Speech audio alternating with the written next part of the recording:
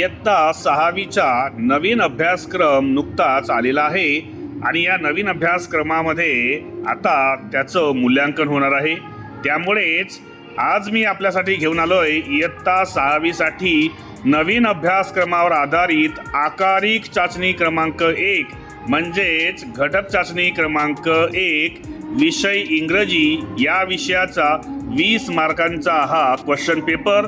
यातील पॅटर्न कसा असेल ते आपण बघणार आहोत आणि त्यासोबतच या दिलेल्या प्रश्नांची उत्तरे कशी लिहायची तेही मी आपल्याला सविस्तरपणे सांगणार आहे।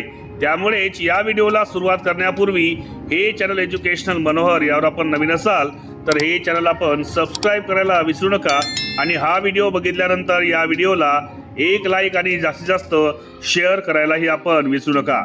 चला तर बघूया की नवीन अभ्यासक्रमावर आधारित असलेला घटक चाचणी क्रमांक 1 चा वर्ग 6वीचा इंग्रजी या विषयाचा पेपर। तर बघा यामध्ये सेक्शन 1 असणार आहे तुम्हाला एक तुमच्याच पुस्तकात असलेला सीन पॅसेज। या ठिकाणी क्वेश्चन नंबर 1A दिलेला आहे, read the passage and answer the questions. ठीक आहे, जो पॅसेज आहे तो आहे तुम्हाला the crow and the snake यावरचा। आता यावरचे प्रश्न कसे दिलेले आहेत ते बघा। पॅसेज तुम्हाला माहित आहे। पहिला प्रश्न दिलेला आहे where did crow's family live. पहिला प्रश्न आहे where did crow's family live. तर आपल्याला माहित आहे पहिल्या स्लाइडमध्ये दिलेला आहे on a banyan tree, on a banyan tree.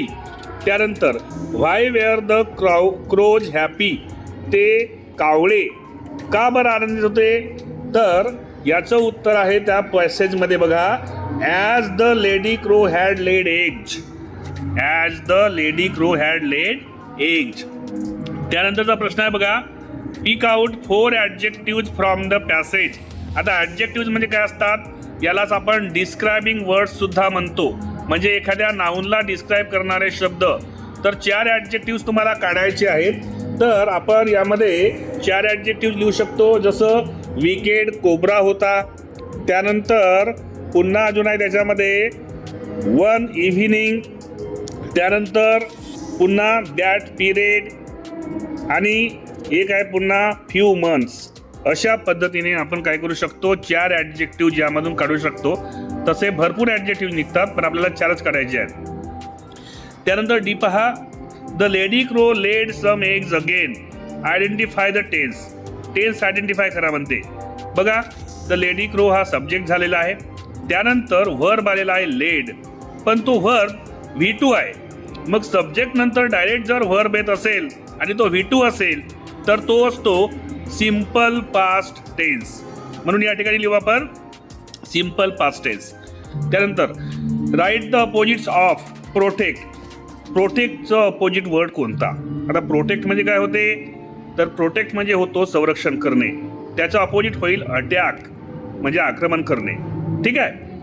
त्यानंतर बघा ई विचारलेला आहे, which birds do you see in your surrounding, name सम।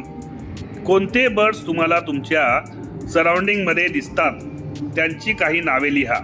ठीक आहे। तर बघा आपल्या सराउंडिंगमध्ये असणाऱ्या पक्ष्यांची आपण या ठिकाणी नावे लिहू शकतो, जसं क्रो, स्पॅरो, पिकॉक, हेन, कॉक। पुन्हा अजून कोणते पक्षी दिसतात आपल्याला? अजून काही पक्षी दिसतात का? ईगल दिसतो। त्यानंतर पुन्हा डव, कबूतर दिसतात आपल्याला, त्यालाच आपण पिजन सुद्धा म्हणू शकतो। ठीक आहे। तर अशा पद्धतीने तुम्ही 4 ते 5 किंवा 8 ते 10 तुम्ही बर्ड्सचे नाव लिहू शकता। ठीक आहे। आता आपण जाणार आहोत सेक्शन 2 कडे। तुमच्या घटक चाचणीमध्ये सेक्शन 2 असणार आहे तुम्हाला असलेली एक पोएम। ती कोणतीही पोएम राहू शकते बघा। Read the poem and answer the questions. Poem वाचा आणि प्रश्नांची उत्तरे लिहा। एक पोएम आहे या ठिकाणी, one thing that I wonder why the world is round. ठीक आहे, why the world is round he poem तुम्हाला चांगल्या प्रकारे माहीत आहे। आता या पोएमच्या आधारावर प्रश्न कसे विचारले जातील बघा।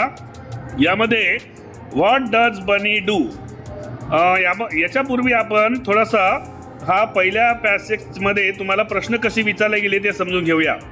बघा यामध्ये तुम्हाला ए आणि बी हे सिंपल फॅक्च्युअल क्वेश्चन होते, म्हणजे तुम्हाला एका ओळीमध्ये किंवा एका शब्दामध्ये त्यांचं उत्तर लिहायचं होतं।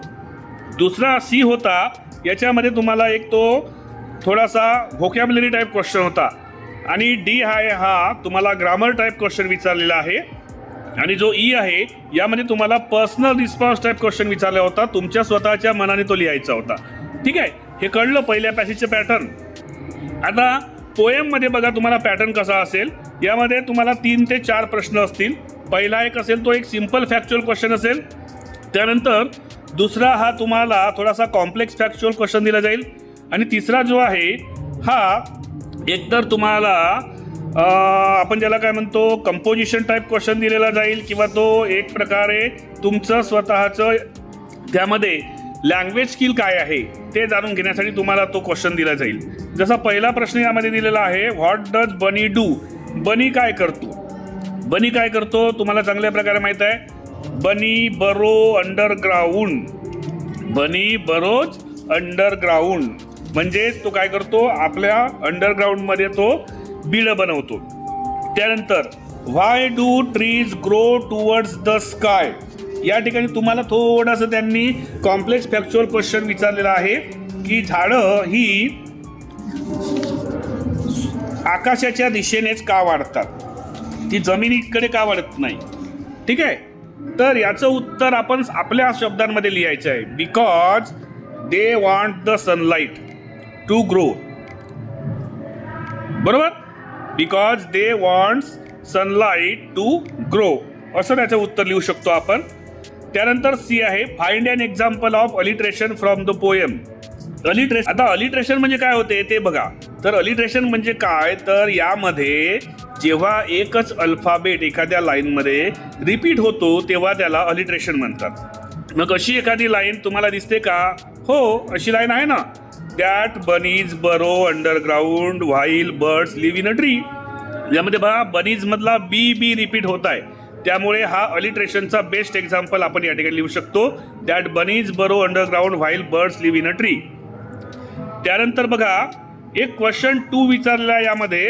हा थोडासा तुमचा अप्लिकेशन टाईप क्वेश्चन असतो. म्हणजे तुम्ही जे घेतलेलं नॉलेज आहे पुस्तकातून त्याच्या आधारावर तुम्हाला कशा पद्धतीनं तुमच्या सामान्य व्यवहारामध्ये सामान्य जीवनामध्ये काही गोष्टी करू शकता तुम्ही, किंवा तुम्ही काय करणार ते तुम्हाला विचारलं जाते. जसं या ठिकाणी विचारलं आहे, why do we learn in schools explain. आपण शाळेमध्ये का शिकतो एक्सप्लेन करा. तर याचं उत्तर आपण काय लिहू शकतो, we learn in the schools to become educated. To become educated so that we can make our future and be the ideal citizens of our country. अशा पद्धतीने आपण काय करू शकतो, या 2 मार्कांच्या प्रश्नाचं जो तुम्हाला अप्लिकेशन टाईप क्वेश्चन असतो त्याचं उत्तर लिहू शकतो. सेक्शन 3 मध्ये बघा काय विचारलेलं आहे. सेक्शन 3 असतो हा ग्रामर क्वेश्चन. यामध्ये तुम्हाला जनरली ग्रामर क्वेश्चन्स विचारले जातात. क्वेश्चन 3 म्हणतो डू ॲज डायरेक्टेड. पहिला क्वेश्चन आहे, rearrange given letters and make meaningful words. ठीक आहे, आता या ठिकाणी बघा ती जी स्पेलिंग आहे त्या शब्दांची ती उलटी पालटी करून ठेवली आहे. तुम्हाला तिला सरळ करून मिनिंगफुल वर्ड तयार करायचा आहे. HCEADER याचा होतो रिच्ड, REACHED. दुसरा आहे LOOHWL याचा होतो हॅलो, HOLLOW. त्यानंतर आहे DEVIKC याचा होतो विकेड, WICKED. त्यानंतर आहे NIATSNTLY याचा होतो इन्स्टंटली, INSTANTLY. अशा पद्धतीने तुम्हाला रिअरेंज करायचे होते आणि मिनिंगफुल शब्द बनवायचे असतात. दुसरा विचारला आहे, use the words and frame the sentences. हे 2 वर्ड्स दिलेले आहेत, यांना तुम्ही आपल्या वाक्यात उपयोग करा. पहिला आहे स्माईल. याचं काय लिहू शकतो एखादं वाक्य आपण, she gave me a gentle smile. ठीक आहे. ब्रदरमध्ये काय लिहू, her brother was very happy. अशा पद्धतीने आपण काय करू शकतो, या दिलेल्या शब्दांपासून सेंटेन्स तयार करू शकतो. त्यानंतर तिसरा आहे, write the plural forms of the given words. दिलेल्या शब्दांचे प्ल्युरल फॉर्म्स लिहा. आता प्ल्युरल म्हणजे काय, अनेक वचन. एस लावा, ES लावा, IES लावा. ठीक आहे. यामध्ये बघा पपेट आहे, पपेटचं अनेक वचन पपेट्स, PUPPETS. स्टोरीचा होतो स्टोरीज, पण या ठिकाणी Y काढायचं आणि IES लावायचं, STORIES. त्यानंतर शोचं लिहू आपण शोज, SHOWS. आणि पिक्चरचं लिहू आपण पिक्चर्स, PICTURES अशा पद्धतीने त्यांचे प्लुरल्स तुम्ही लिहू शकता. त्यानंतर बघा चौथा दिलेला आहे complete the following sentences using appropriate verb form. ब्रॅकेटमध्ये वर्ब फॉर्म दिला आहे, तुम्हाला त्या सेंटेन्सचा टेन्स ओळखायचा आहे आणि टेन्सनुसार तो वर्ब फॉर्म वापरायचा आहे. अनुराग रिकामी जागा to the park yesterday. Yesterday म्हणजे काल म्हटलं आहे म्हणून तो पास्ट टेन्समध्ये घडलेली क्रिया आहे म्हणून लिहू आपण Anurag went to the park yesterday. त्यानंतर शी रिकामी जागा knows the answer but she did not tell me. या ठिकाणी तिने मला सांगितलं नाही म्हणजेच तिला माहीत होतं आन्सर होतं म्हणून she knew the answer but she did not tell मी असं त्या ठिकाणी रिकामी जागा भरू शकतो. आणि शेवटचा क्वेश्चन आहे एक write opposites of the following. Reject करणे म्हणजे नाकारणे, मग स्वीकारणे ॲक्सेप्ट, फ्यू म्हणजे काही तर याचं होईल मेनी अनेक, लो म्हणजे खाली, मग हाय वर HIGH, कम म्हणजे येणे, मग गो म्हणजे जाणे GO गो. तर ॲक्सेप्ट, मेनी, हाय आणि गो अशा पद्धतीने आपण यांचे अपोजिट्स लिहू शकतो. तर एकंदरीत बघा हा टोटल 20 मार्क्सचा पेपर आज मी आपल्यासाठी घेऊन आलो होतो. इयत्ता 6वीच्या नवीन अभ्यासक्रमावर आधारित यामध्ये सेक्शन 1, सेक्शन 2 आणि सेक्शन 3 अशा 3 सेक्शनमध्ये तुम्हाला हा पेपर येणार आहे. याच पॅटर्नवर तुम्हाला असणार आहे. त्यामुळेच आपण हा जो पॅटर्नवर असलेला नवीन अभ्यासक्रमावर आधारित प्रथम घटक चाचणीचा पेपर आहे इयत्ता 6वीचा इंग्रजीचा, याला जास्तीत जास्त इयत्ता 6वीच्या विद्यार्थ्यांना शेअर करा. आणि ह्या चॅनलवर म्हणजेच एज्युकेशन मनोहरवर आपण नवीन असाल तर आपण हे चॅनल सबस्क्राईब करायला विसरू नका. तुम्हाला इयत्ता 6वीच्या नवीन पोएम्स आणि नवीन लेसन्स प्रत्येक विषयाचे इंग्रजी असो सायन्स असो यांचे पाहायचे असतील तर ही प्लेलिस्ट आहे बघा, पोएम्स अँड लेसन्स. यामध्ये सर्व पोएम्स आणि लेसन्स दिलेले आहेत. ती प्लेलिस्ट या व्हिडिओच्या डिस्क्रिप्शनमध्ये आहे, त्यावर जाऊन आपण त्यातील व्हिडिओ पाहून घ्या. चला पुन्हा एकदा मी आपली भेट घेणार आहे अशाच एका व्हिडिओमध्ये. तोपर्यंत माझ्या सर्व विद्यार्थी मित्रमैत्रिणींना माझा नमस्कार.